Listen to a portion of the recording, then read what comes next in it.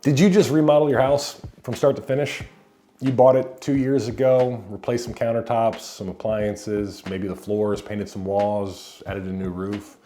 Things probably broke during your ownership, and now you're wondering, well, how much money am I gonna get back from all these things that I did? Well, I'm Nick Williams, I'm the Alaskan Realtor, and today's video is all about you and whether you did or did not just make a mistake. And I'll tell you why, and we'll help you fix it. So overall, something we need to keep in mind when you buy houses here in Fairbanks, Alaska, we do not have that remodel market like in California, where we just keep one-upping each other and these housing prices are exploding because people keep making better and better houses. Keep in mind from my previous video on how we price homes, your home isn't worth anything. It's worth the average of your 3 or 4 closest comps, which are houses that are generally in the same area, size, age range, and have similar amenities. Believe it or not, a 3-bedroom and a 4-bedroom are not that different. A 2-bathroom and a 3-bathroom are not that different. Really what we're looking at is age, location, and size. That's the primary box. And then from there, we kind of just adjust things to get you a little bit more. Something else that is often forgotten, this is part 2, is whenever you fix something, you're technically also destroying something. And that something you're destroying already had some value. And what I mean by that is, let's just use a simple analogy here. You currently bought a house and it has those ugly white appliances that are slightly yellow from the 80s. And you're saying that everything else is great and it's time to update those appliances to something like stainless steel, the modern gunmetal, or something like that. Well, you are removing appliances that if you were to buy new would cost $400 or $500.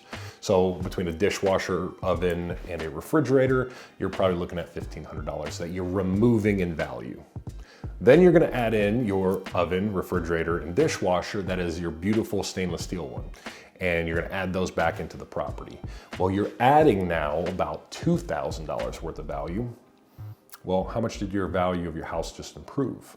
My sellers think $2,000.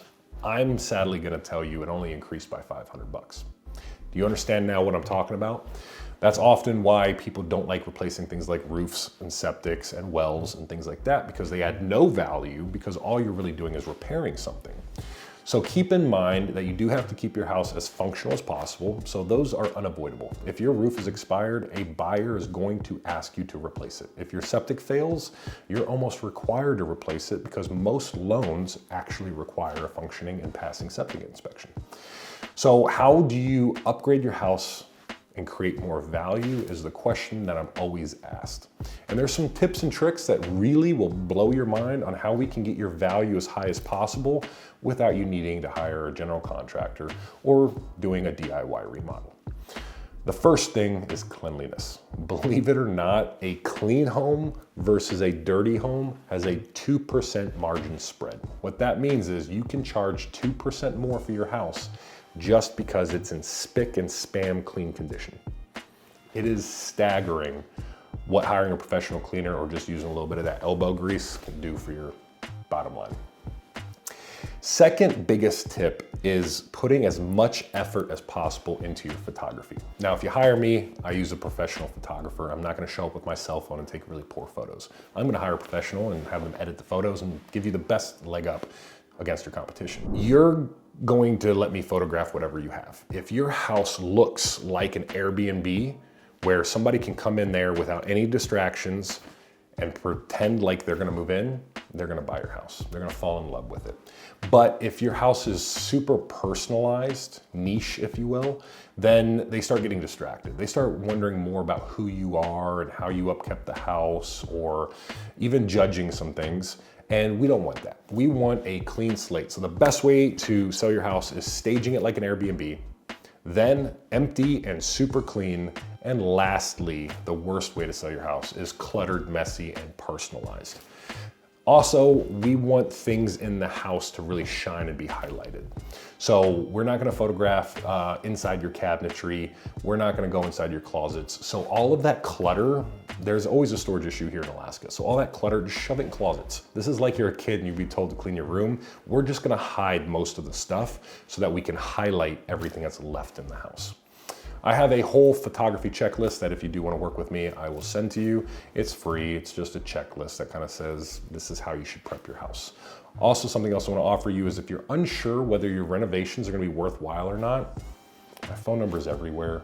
Please give me a call. I'm willing to discuss this with you and give you kind of a understanding of what it's gonna do for your value.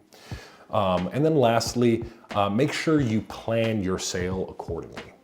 If we start early, I can help find contractors to fix the broken things. You're not subject to going on YouTube and doing it yourself or hiring possibly somebody that's gonna scam you or rob you or rip you off.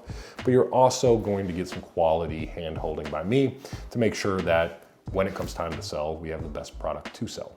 I do encourage you to provide your best foot forward. All properties sell here in Fairbanks. The question is for how much. And if you give me something that's sloppy, messy, dirty, or broken, buyers are going to take advantage of you. And they're gonna see that as a haggling point. Even if we considered that in the sale of the home, they're still going to make an excuse. The perfect example of this that I have is 560 Front Street. I had this listing, it was a junkyard, it was frozen, it's not in great shape, and it's not the best house in the world to buy. It is definitely meant for a flipper to buy something cheap and then turn into something great later on.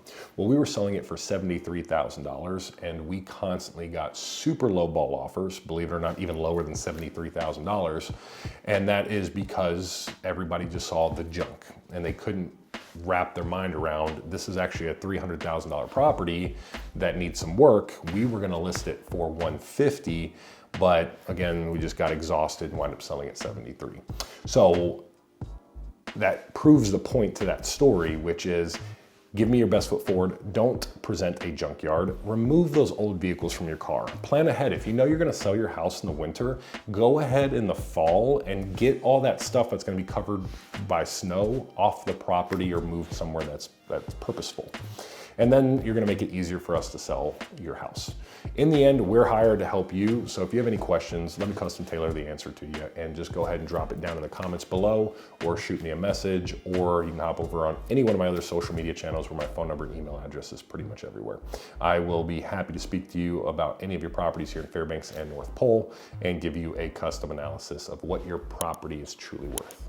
Have a great day and thanks for tuning in.